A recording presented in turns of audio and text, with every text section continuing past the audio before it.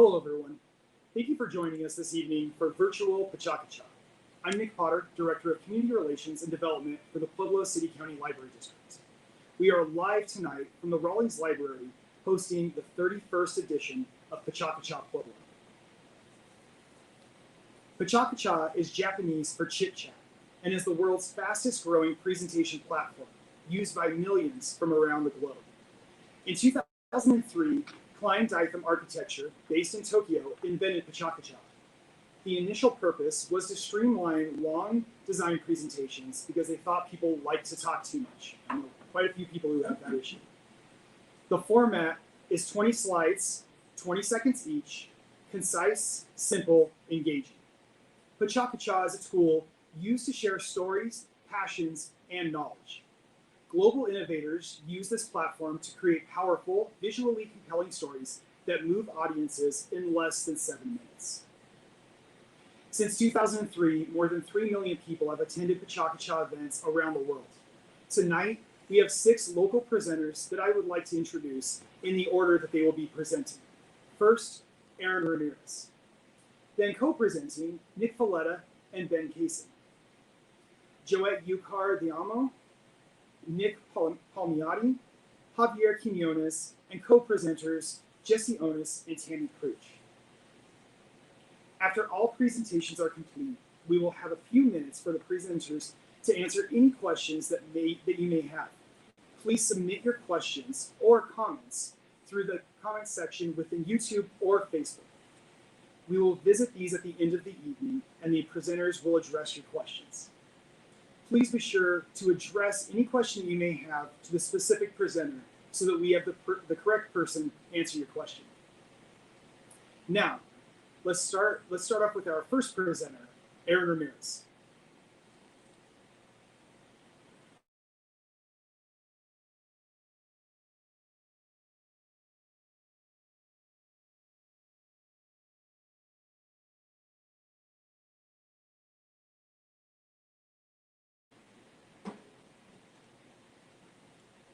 Hello, and I want to thank everyone for allowing me the opportunity to speak with you tonight. I'd like to thank the whole team who is responsible for the exhibit, Natural Framing, the Life and Work of Frank D. Muramoto, in collaboration with the Pueblo County Historical Society, National Film Preservation Foundation, lab work done by Color Lab in Maryland, translation work by Kay Falberg, and David Muramoto, the grandson of Frank Muramoto. Who is Frank Muramoto? He appears here in this photo, I believe, on the left. He's carrying his photo equipment, his camera and tripod, and he's with another man. We don't have a date for this photo. I never knew of him. Here he is in stages of his life. Born in 1884 at the end of the Meiji Restoration, from Yamaguchi Prefecture in southwest Japan on Honshu, the largest island in Japan. At the beginning of industrialization, with Western influences coming into Japan, he left and went to the United States in 1903, arriving in the port of San Francisco. He worked at the Union Pacific Railroad, around Greeley in the beet fields and in Texas before arriving in Illinois at the Illinois College of Photography at around 1911. He learned photo techniques and how to operate a photo studio. Here's a couple of examples of some of his more artistic work there on the left, and his studio portraiture on the right. The man on the right, I don't know his name, but he appears in many of the photos that are found by Muramoto, a close family friend.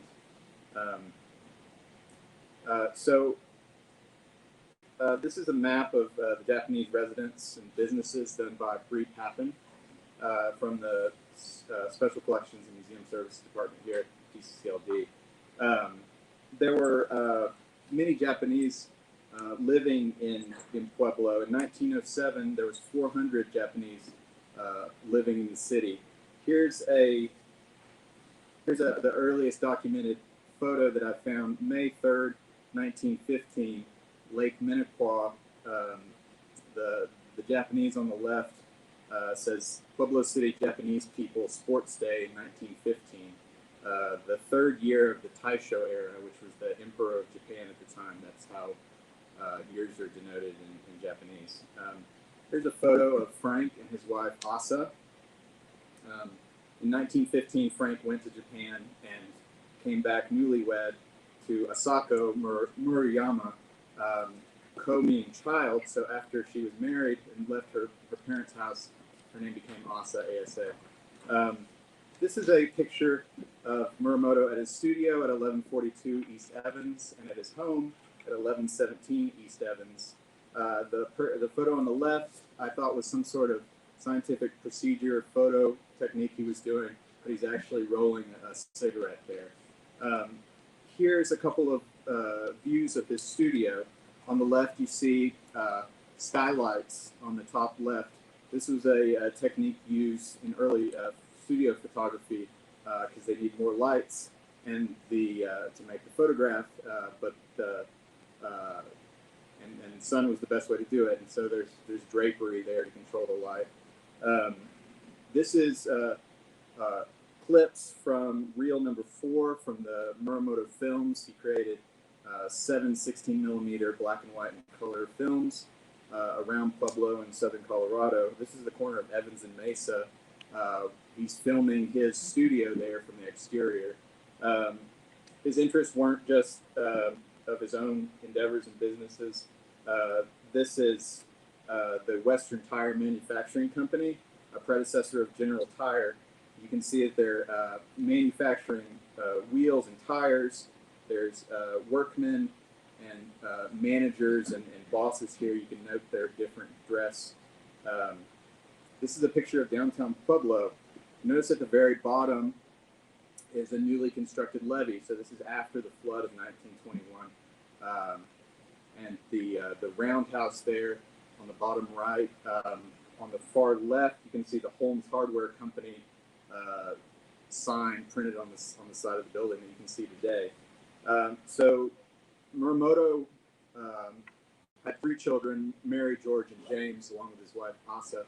And he had a wide range of friends, and so they went around and toured Colorado and southern Colorado. So you see the Manitou Cliff Dwellings in the top left. The bottom left, you see the Cliff Palace of Mesa Verde. All of this is available through the film reels that are online. There's Monkey Mountain, newly constructed in 1939 at the Pueblo Zoo, part of City Park. You can see the animal enclosures on the right. This is just one frame from reel 7 of the home movies that he's created and have found their way to the vault here at the Smith County, that was my old job, sorry. To the Special Collections and Museum Services Department at PCCLD. These are some footage of him enjoying the outdoors with his friends. It's a nice sized trout there. They're fishing by the side of the road, as many of us do. Then next we have an image, really interesting. He's filming with his 16mm, probably Kodak box camera, his still photography camera on tripod, and they're harvesting beans there. And I think this might be around Rocky Ford. An exceptional reel in this collection that you can find on pueblolibrary.org/Muramoto exhibit is the Great Kitahata series of exercises, calisthenics, and feats of strength by this man, very strong man who's lifting 85-pound iron balls and dumbbells. And then next you see the only color film example that I've included here on the left. You'll see Muramoto there clapping, looking at the camera, probably at one of his children operating the 16mm camera, and that is Mrs. Powell, a member of the Japanese mission. The last photo here is the first annual Young People's Conference joint meeting in Pueblo in 1935, part of the Japanese Methodist community that Muramoto was a part of and engaged with. And so he's a remarkable man who left his impression and preserved their culture, his culture, our culture, and that's what I'd like to share with you here today. So I hope you enjoyed it. And again, if you're interested, please check out the exhibit online through the pueblolibrary.org / Muramoto exhibit website. And thank you very much.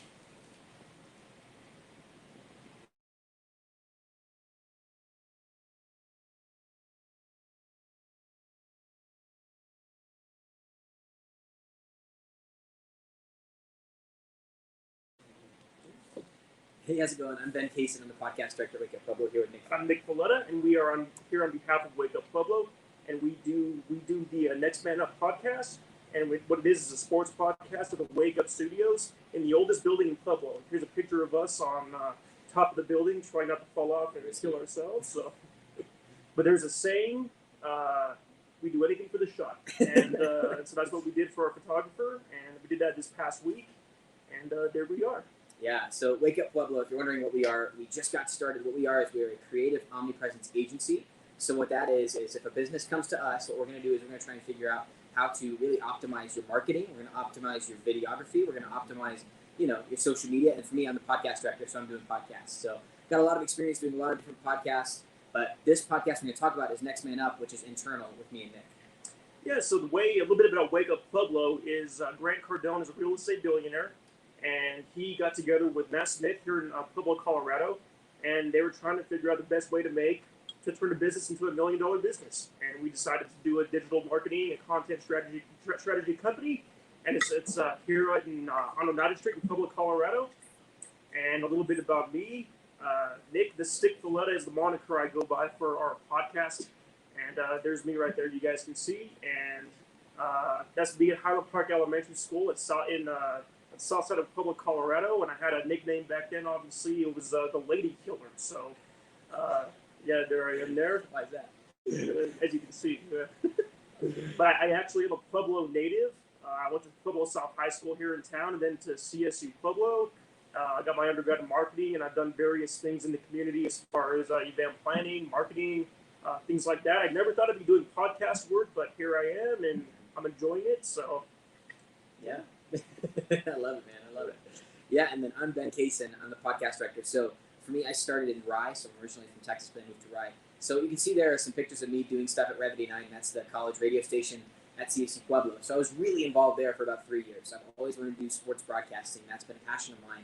So, I've called Bell games. I've called, state championship games. That picture right there is from the South High State championship game in Mile High a couple years ago. But now I've kind of transitioned to Wake Up and taken more of a podcast focus. And so I've done podcasts back in college, done a lot of podcasts, producing them, editing them, actually recording them. So it's just awesome to be a part of this podcast as well, which kind of combines two of my passions, which is podcasting and then, sports. So this one for Next Man Up is a combination of those two for me, and I'm really, really passionate about it, and I'm really excited about where it's going to go. I got into Wake Up recently because I was looking for a job over COVID. I just graduated, and I wanted to get into sports broadcasting. There wasn't any sports broadcasting jobs at that point, so looking around, and then Wake Up came up out of nowhere. Literally a Snapchat text from somebody I worked with before got me into Wake Up to be a podcaster. And so, yeah, and I went back to school for digital marketing, and I heard about the new opportunity here in town, and so I went in, and they're like, "Hey, can you help us build up our businesses?" I was like, "Absolutely." Yeah. So how did we start doing the podcast? Ben actually interviewed me for the Wake Up Pueblo podcast first, just trying to get to know a little bit about me and who I am.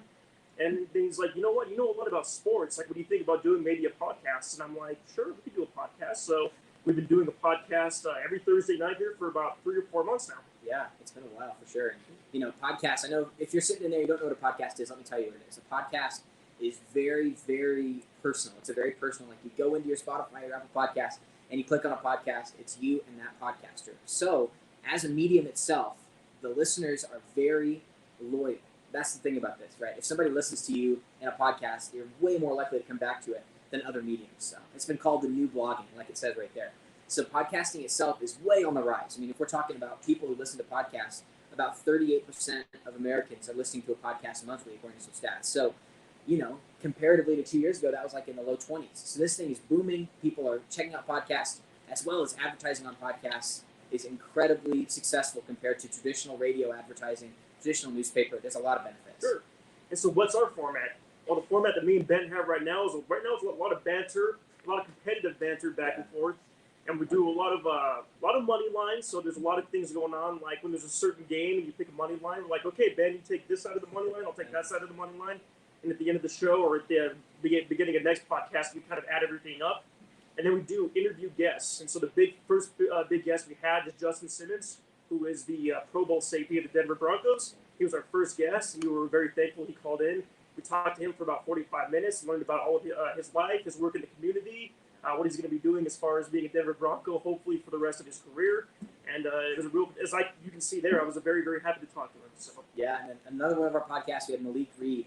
He's a linebacker for the Broncos who's kind of gotten more playing time these last couple of years. Absolutely. But just like with Justin Simmons, called in for our show, talked to him for about 30 or 40 minutes. And what we want to do for these guys who call in and give us this time is really tell their story. So Malik's story is really interesting because he's been looked over his whole life. He's from Alabama and, went to Nevada out of all places because he wasn't recruited. And then he went to Denver and he's worked his way into starting spot. And then we kind of crossed over to the dark side. You got Daniel Carlson, who was the kicker for the Las Vegas Raiders. We talked to him last week, and a very nice guy. He's a Colorado native. He kicked at the Classical Academy in Colorado Springs and Auburn High School. So we learned about him. And then we talked to Drew Lott's backup in Denver, Jeff Driscoll, who was actually the heir apparent to Tim Tebow at Florida. Very interesting guy. Yeah, and we're not only doing national guys like we're talking about, we're also working on doing more local. We've done interviews with the Pueblo Bulls and Pueblo Rangers here in town, which people are listening to this, those guys are staples in the sports community here in Pueblo. So our goal is we want to, get some of these national guests and talk to them.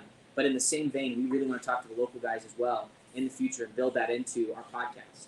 So what are our future plans for the broadcast? We want to get more guests. And like Ben was saying, both national and local guys. We know a lot of local guys in the community that do a lot of great work. We are going to start an Instagram page, so that's a very good way to plug our podcast to get more viewers. And we want to get more video, so we want to start broadcasting live on YouTube. And hopefully that's stuff that's going to happen in the next month or two. Yeah, we're working on a studio for that. So that's not the only podcast, though, that Wake Up is doing. Next Man Up is a big part of what we do, but I also do a podcast called Pueblo Passion. Javier Quinones, who's actually coming up in a few presentations here, was on that podcast. So you can go hear more about Javier, as well as a few other people here in Pueblo that are really making a difference. We talked to President Mote from CFC Pueblo. It's really a lot of people. We're getting Nick Gradisar in a few weeks, so that's another one to check out. Yeah. And how can you listen to the Next Man Up Sports podcast? Pretty simple. Spotify or Apple Podcasts. It's Apple Podcasts on Apple Music. And once again, here's a photo of Ben and I on the side of the building. With our we risked it for you guys. We risked it all for you guys. So I hope you guys are extraordinarily happy. And like Ben said, podcasts are very, very popular now. So take a listen. Yeah, and we are so honored that you guys would have us for your Pecha Kucha. We really, really appreciate it. Check out Wake Up Pueblo, all the great things we're doing. Find us on Instagram, on YouTube, on Twitter, on everywhere you can find stuff. Every platform you can social media. Think of Wake Up Pueblo. Check us out. If you want to come get a tour, contact us. Come see the building. As you can see right there, it's a really cool building, really cool space. Yeah. The oldest building in Pueblo. Oldest building in Pueblo. We really, really appreciate you guys. Thanks, guys. Yeah, you guys are awesome. Everybody in this room, everybody who's watching, we appreciate you guys. Thanks.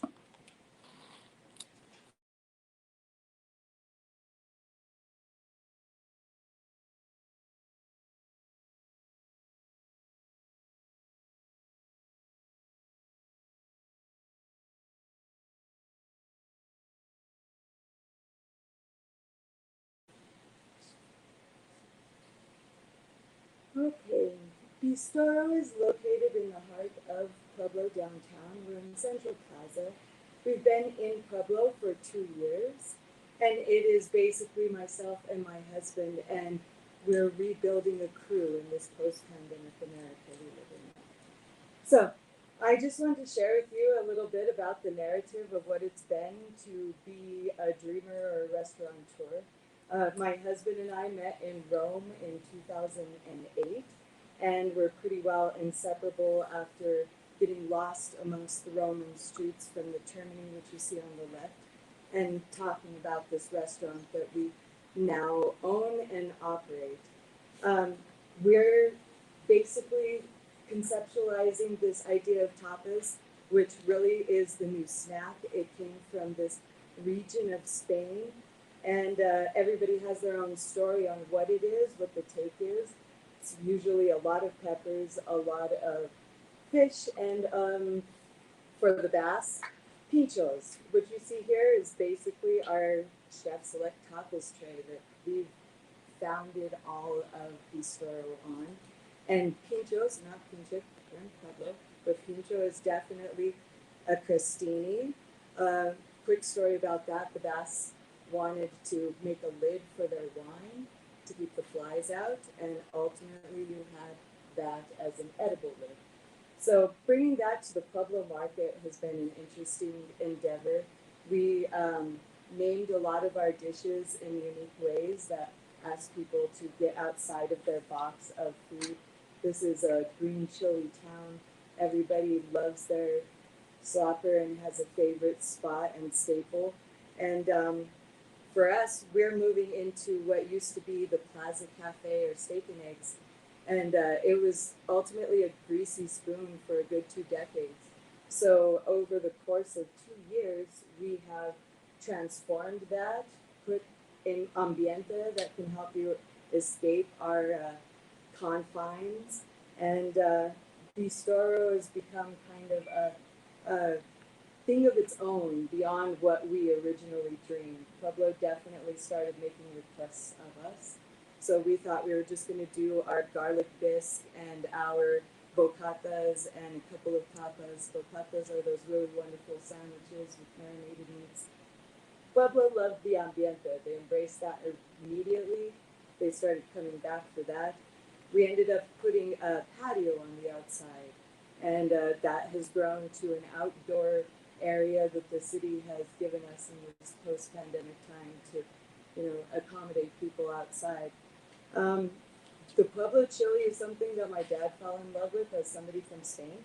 So it has always been incorporated into my own recipes, but that was kind of like the core of what we wanted to do, was give this conceptualized Mediterranean menu that was based on both snacks and entrees that you can share.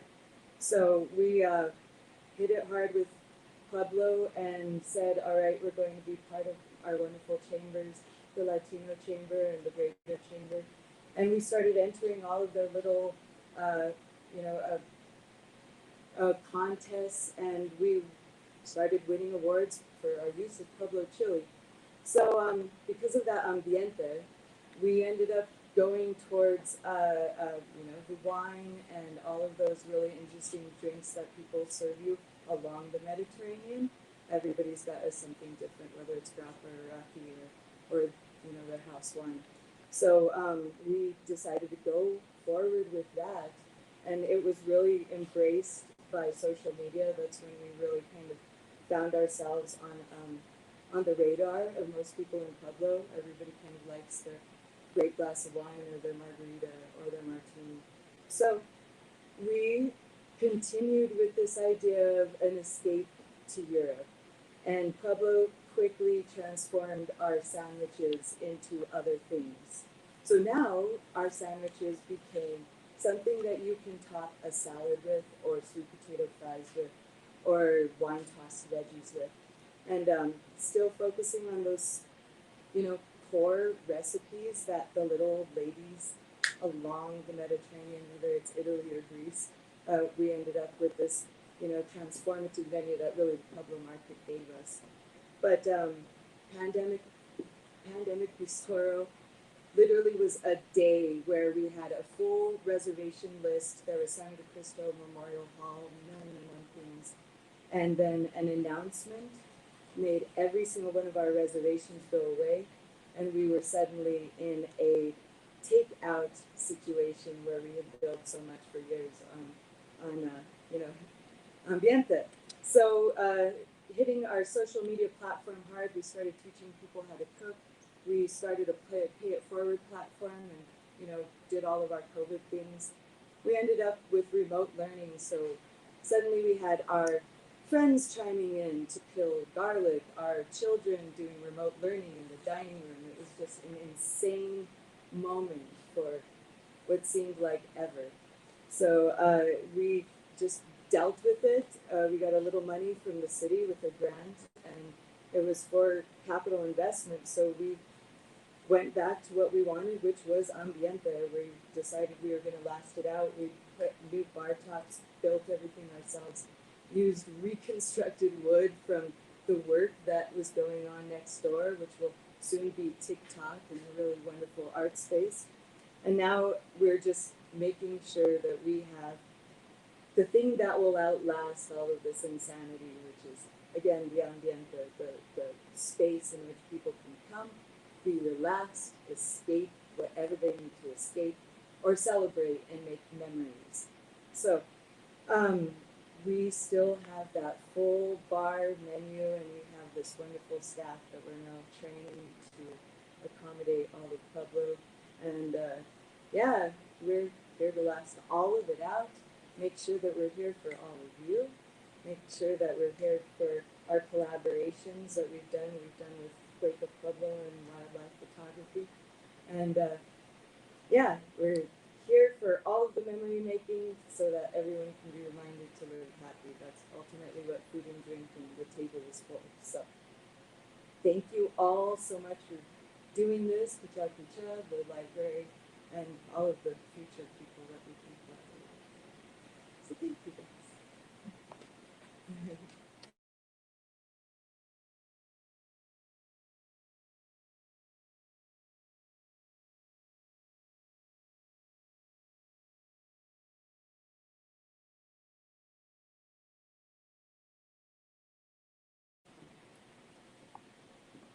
Good evening. Thanks for having me. My name is Nick Palmiotti. I'm the Director in Sales and Marketing at the Pueblo Convention Center.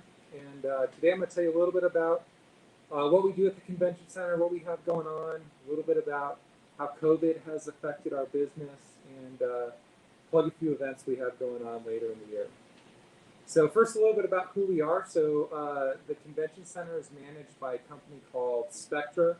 And we manage convention centers, stadiums, arenas, and multi-purpose facilities across the world, in fact. We have 3 here in Colorado, 2 of them right here in Pueblo.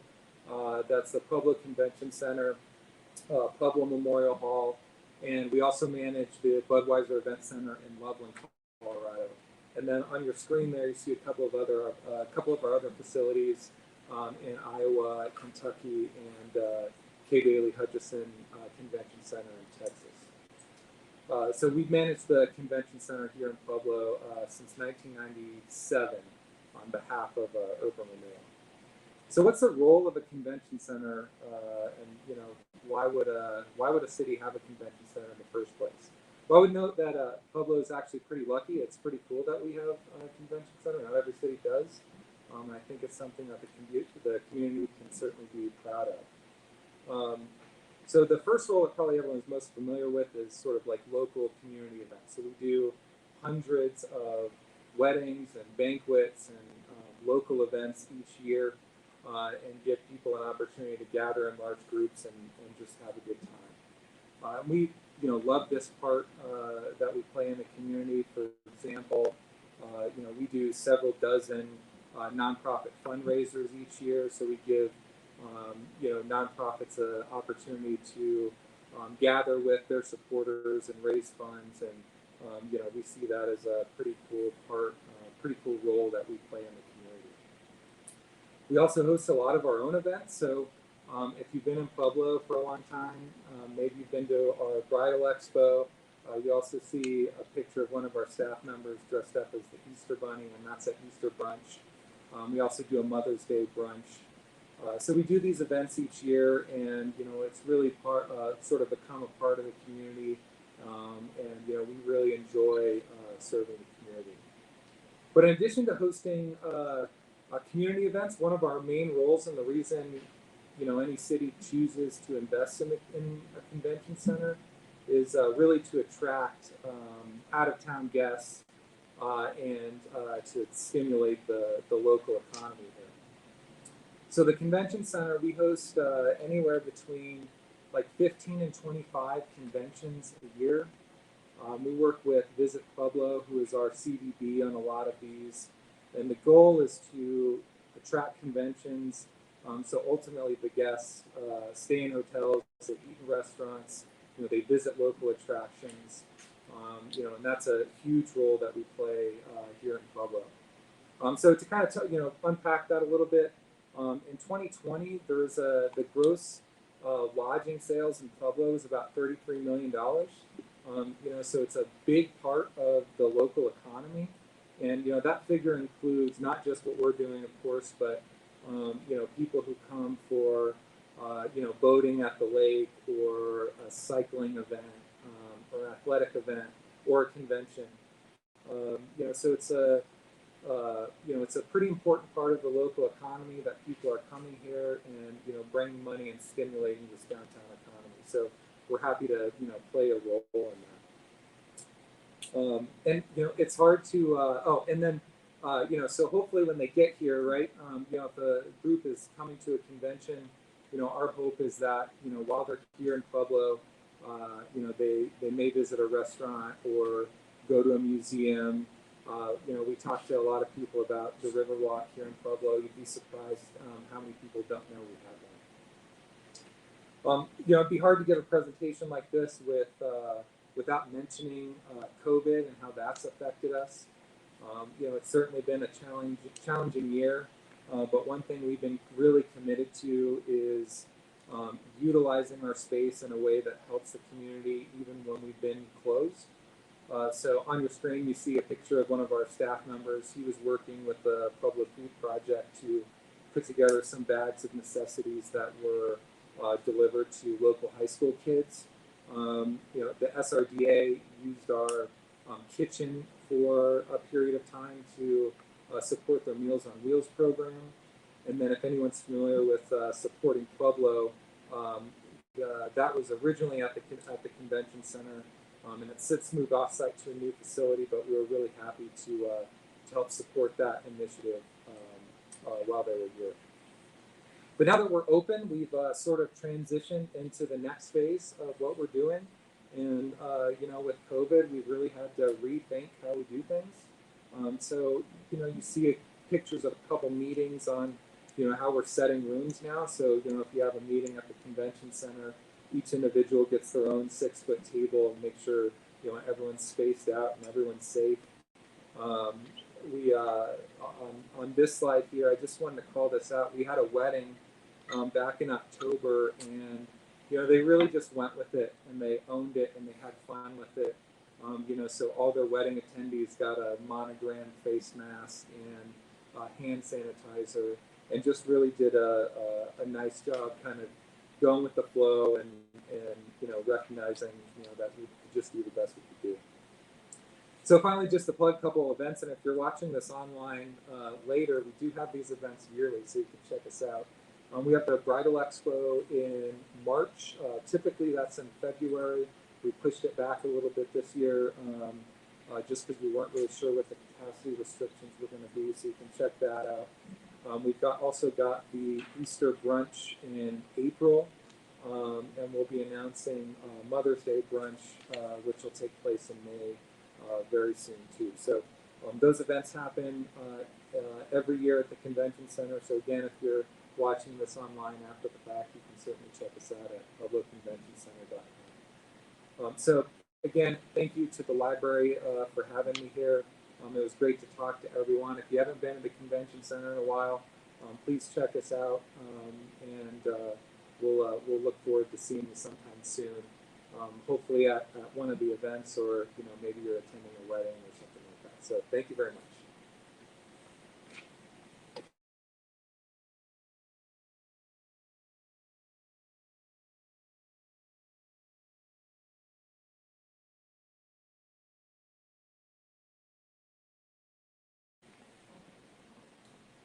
Good evening. My name is Javier Quinones, and I'm a wildlife photographer here in Pueblo. I capture mainly animals and landscapes that others may not have the ability to experience. Much of my photography takes place here in Pueblo, but I also enjoy traveling the world. This presentation will take you on an odyssey. All photos are for sale and will be printed on canvas, metal, photos, or frame.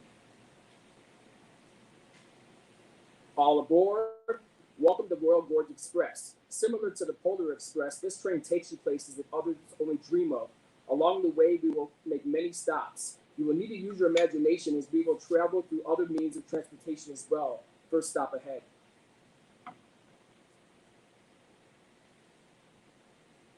Welcome to Lake Pueblo State Park, also known as the Reservoir. Here, many boats sail off these magical waters. This is a special place where the waters take you on greenish turquoise color. It is said that mermaids live nearby. Keep your eyes open because you never know who may pay you a visit.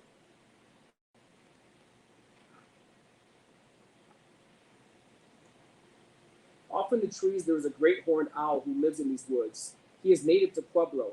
If you spend enough time with this wise soul, you will learn a lot about the world around you. He will teach you patience, but also how to blend in.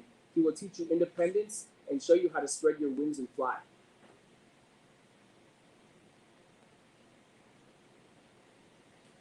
Flying over the Mineral Palace Park, this is a place of wonders. Take a walk over the bridge to a magical world filled with flowers, trees, and birds of many kinds. This pond has many visitors. If you look close enough, you can see fairies flying from lily pad to lily pad. Oh, look, here's one now.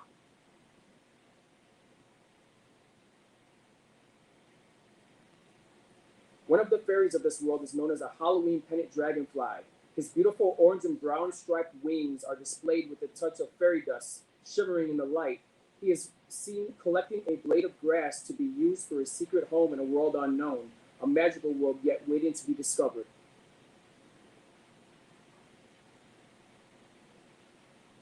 Even in the cold, there is much beauty to be explored. Here on a trail at Runyon Lake, we can clearly see an autumn day blanketed with winter snow.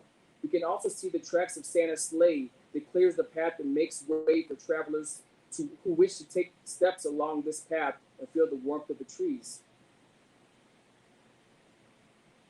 Flying over the land is a red-tailed hawk, wings spread wide as the wind guides his path. A lot can be seen through the eyes of a hawk. Soaring and viewing the world from above has its advantages. They say it's lonely at the top, but so often does he come down, the best of both worlds.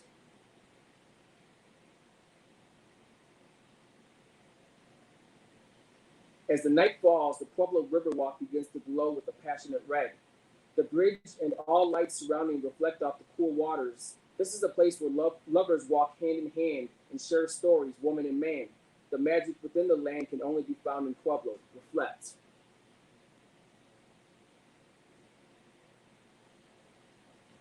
Sitting high in the trees on a beautiful winter morning at the Pueblo Reservoir is a young bald eagle.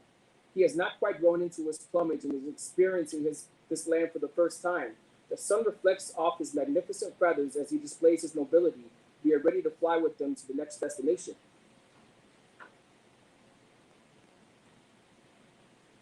Hitting off a trail behind a rock formation is this beautiful waterfall called Paradise Cove. She is located in Guffey, Colorado. It is believed that Maleficent visits at least once a year to watch over the magical creatures that live within this realm. For those who know where to look, they shall find the unknown. Another one of Pueblo's fairies is known as the red-veined darter dragonfly. Related to Smaug from The Hobbit, this dragonfly has a bloodline that dates back to Middle-earth. His wings are glassy like the treasures he guards within his domain. Nothing but beauty and elegance in this fine creature.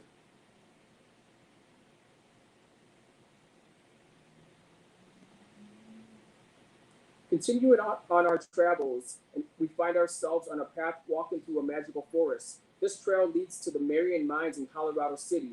The feeling is euphoric as the greens feel the spirit of life energizing the mind, body, and soul. At the end of the trail, there's a waterfall that is said to have healing properties like the one found in Zelda. This widow skimmer dragonfly is said to be related to Sprite. I found her hovering and putting on quite an air show as she flew along another mystical waterfall. It is such a blessing to finally see her land so that I could admire the beauty within the patterns of her wings and body. Graceful.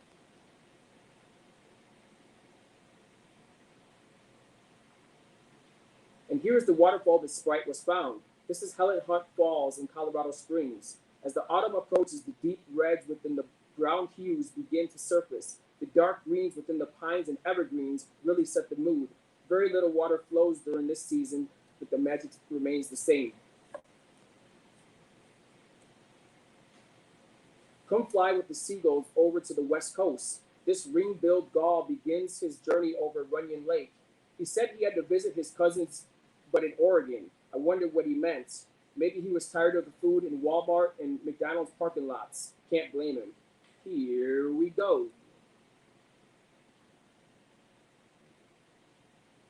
We have arrived at the coast of Oregon, just outside the Sea Lion's Cave.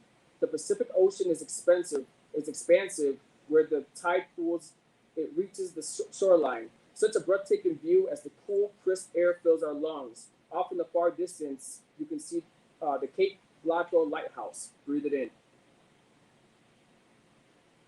A messenger has been sent. The broad-tailed hummingbird will tell you great secrets if you listen close. He knows the world. He knows the world of magic and all that can be discovered in nature. How sweet it is. The nectar coated on his beak. At the blink of an eye, you can miss it. So pay attention.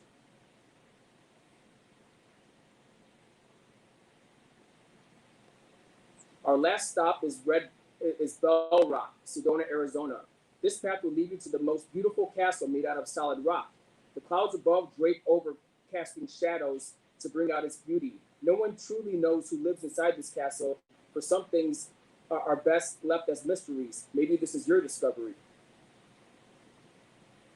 Thank you for joining me on this odyssey. As stated in the beginning, everything is for sale. Here are a few products that you can purchase from both Bistoro and Up Pueblo History Museum. A portion of the proceeds goes towards each business. Please feel free to contact me for any other inquiries.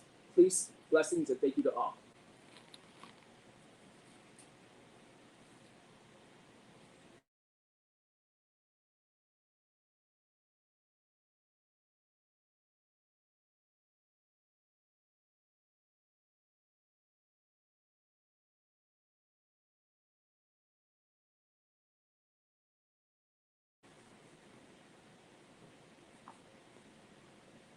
Hi, my name is Jessie Onis, and I'm here with Pecha Kucha. We are from Casa of Pueblo, also known as Court Appointed Special Advocates. CASA's important mission is to advocate for abused and neglected youth by providing them a voice in the courts and the community through trained volunteers. We are here tonight to share our work and ways you can help our youth during this very difficult time. The concept of the CASA first began with the Seattle judge in 1977. He was concerned that he was not getting all the facts as to how to determine a safe and permanent home for abused and neglected youth. He proposed the idea of a volunteer that would serve as a fact finder and a voice for the child in court. Casa of Pueblo became an independent nonprofit in 2002 with Zane Grant as its sole employee. After 18 years, Zane is still with Casa, serving as its executive director and managing 8 staff. He also oversees part of Casa in Colorado and Canyon City and Ark Valley in La Junta. And here's a picture of Zane, our fearless leader, with our building here on Abrin, which is right across from the library. Since CASA was created, it has served more than 2,000 youth in our community. Last year, CASA coordinated a record number of 101 volunteers to serve 297 youth. That's a 3% increase over last year and a 25% increase from 5 years ago. Casa of Pueblo is proud to have the lowest rate of youth return to the courts at 2.5%. Compared to the 12% state average. Essentially what that means is we're keeping kids out of the system and in safe homes. Like many organizations, CASA has been impacted by COVID. We've seen a decrease in giving, while at the same time an increase in cases. Unfortunately, numbers show a 20% increase in child physical abuse cases and a 61% increase in cases involving drug-exposed infants.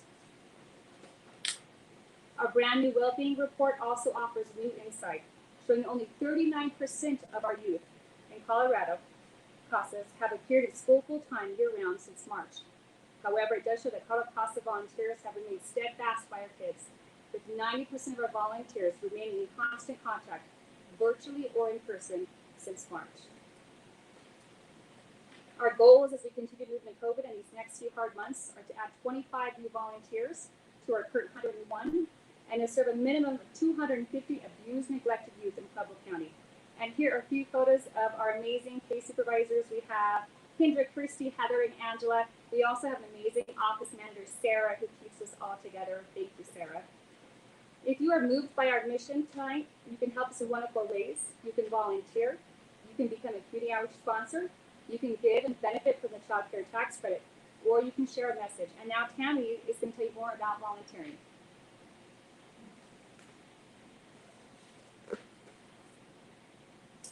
The path to becoming a volunteer is easy.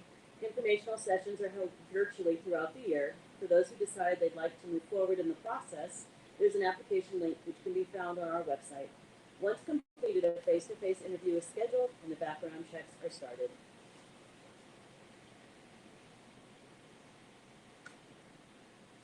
training to become a CASA or a court-appointed special advocate consists of a 40-hour training currently done in a hybrid fashion consisting of online and in-person class time.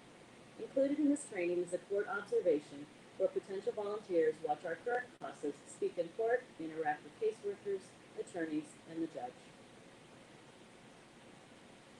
Our CASA volunteers take their responsibilities seriously. They visit with children wherever they are placed. They visit family homes and foster homes. They attend meetings with all professionals on the case, and they attend school meetings. They get to know the child's circumstances well enough so they can make recommendations to the court about what is in the best interest of the child. They are the child's voice. All of this advocacy is done with the assistance of our caring and supportive case supervisors. Our supervisors attend all court hearings, initial home visits, help with court reports, help to problem solve, and most importantly, they give guidance when needed. Our supervisors feel passionate about the work our volunteers do. Our volunteers are the heart and soul of our mission. Our volunteers give of themselves and they give their time to a stranger's child. They want every child to be safe, protected, valued, and nurtured. We strive to provide them with ongoing learning opportunities, social gatherings, and an opportunity to see the difference they are making in the lives of children. What makes our volunteers the most nervous? Speaking up in court. But once they realize that they are the voice of a child, that they speak for a child who may be separated from their siblings or living in foster care, all of the CASA's fears fade away. It is their responsibility to have the needs of the child heard.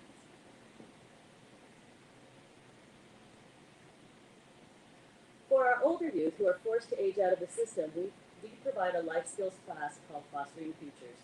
Our teams come together and enjoy a meal, prepare for life after foster care, and can earn money by attending classes that complete tasks necessary for their future.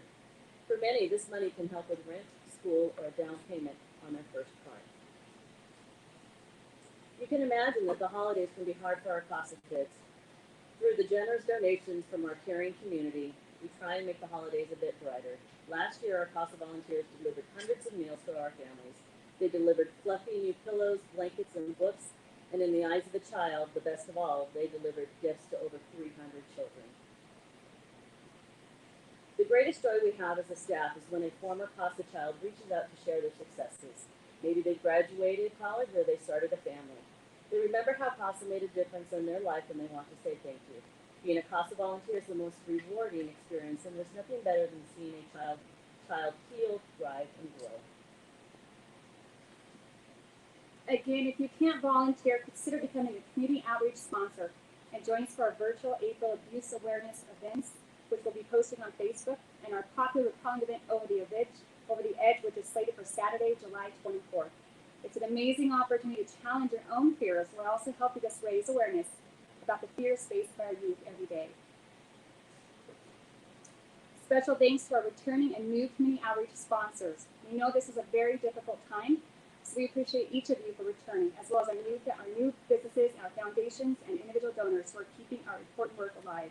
When you support CASA, you are truly changing a child's story.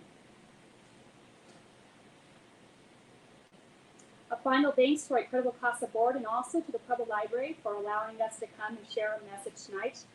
Kids are hurting, and we need eyes on our kids, and we need your help. On behalf of our CASA family, thank you again for your support, Pueblo, and have a good night.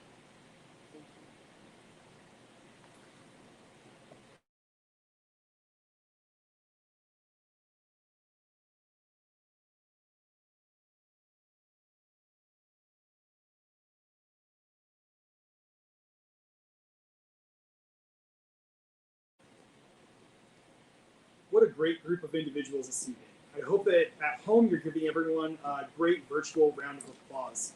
One reason that Pecha Kucha is so popular in Pueblo is we're allowed to show in this format, in a very quick format, the diversity in our community and the great and colorful things that are going on every day in our community. And so with that, we've received some questions and some comments for you all. And so I'll begin to bring presenters up here to answer the questions that you submitted to us.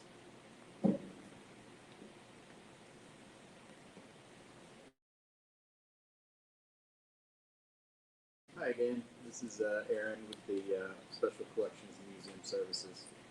PCCLD. Question is, where can I see more of Muramoto's photos and films? So you can go to pueblolibrary.org/Muramoto exhibit. That's where we have the virtual exhibit. And you can also find the films there. And we have those films in our digital library through the special collections page. And then if you want the physical photos that were used in the exhibit, you can go to the Pueblo County Historical Society on B Street, and they'll be happy to let you look at those photos, and you can arrange if you want to get copies of those photos. They'll be happy to work with you there. So, thanks.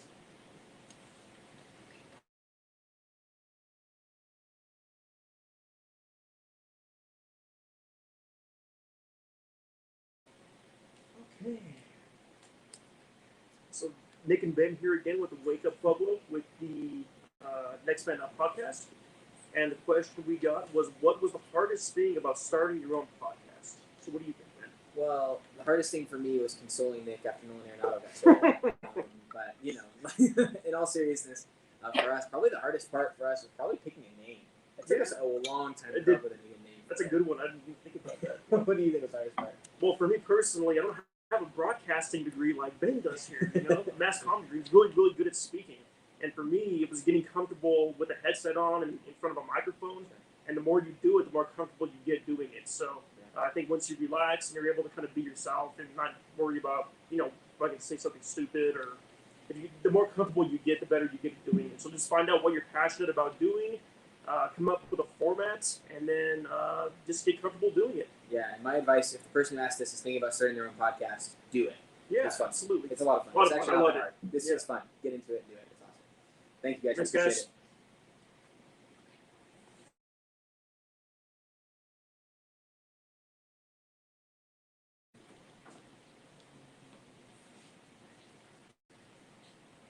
Joette from Bistro again. What is our most popular item on the menu? It would probably be the beef steak. It's top sirloin marinated in olive oil and garlic, and you can have it with the sautéed onion and Pueblo chili over greens, over fries, over wine-tossed veggies, or its original sandwich form. And close second, there's like our marinated pork with peel peppers and onions, and all of the things I just mentioned. And if you're talking about wine, it's probably a Tempranillo or Grenache from Spain. That was the question.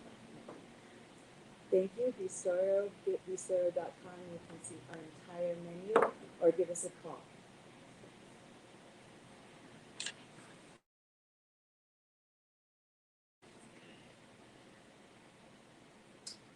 Hi, it's Nick again from the Convention Center. I had mentioned that we have a lot of nonprofits that hold events at the Convention Center, and the question was, are there any guidelines for nonprofits to work with us? And the answer is no.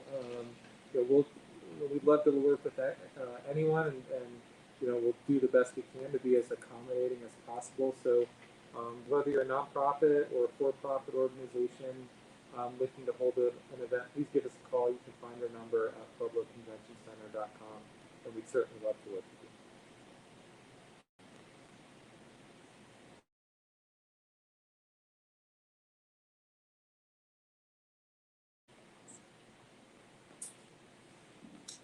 All right, I have returned. I'm Javier with Wildlife Photography, and I'm here to answer a couple of questions. The first question says, what animal or insect is your favorite to photograph? I don't know if you can all see that. You raise up there. So this is one of the hummingbirds that I showed. I really enjoy photographing hummingbirds because they're so dynamic in flights. They can go up, down, back, forwards. Their wings fly super, super fast. So when I put my camera into burst, it's such a joy taking a picture of them and stopping them into slow motion. They're very detailed, very small. They have a lot of personality. So hummingbirds are probably my favorite to photograph. I also love photographing raptors. Love doing eagles and hawks and owls. As far as insects, probably going to be the dragonfly, which you saw in my presentation. just because they have so many details and very similar to hummingbirds the way they fly. Question number 2 says, love the format of your talk. Have you ever seen a mermaid? I've never seen a mermaid, but then again, I also can't swim. I do have Irish in my background, and one day I hope to travel to Ireland.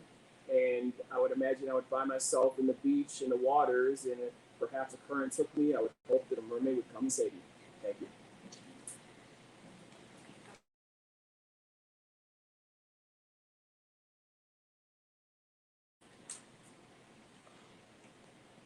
Hi, I'm Tammy Purge. I'm the program director for Casa of Pueblo. And the question that we have is, do I need a background in social work to be a successful volunteer? No, you don't. We do ask for just community members to come and join us. The criteria is that you need to be 21, you need to be felony free, and have access to independent transportation, and really just have a heart for children and helping the children in our community. So we love to have retired teachers or anyone who's wanting to speak up for a child and be their voice in court. So thank you.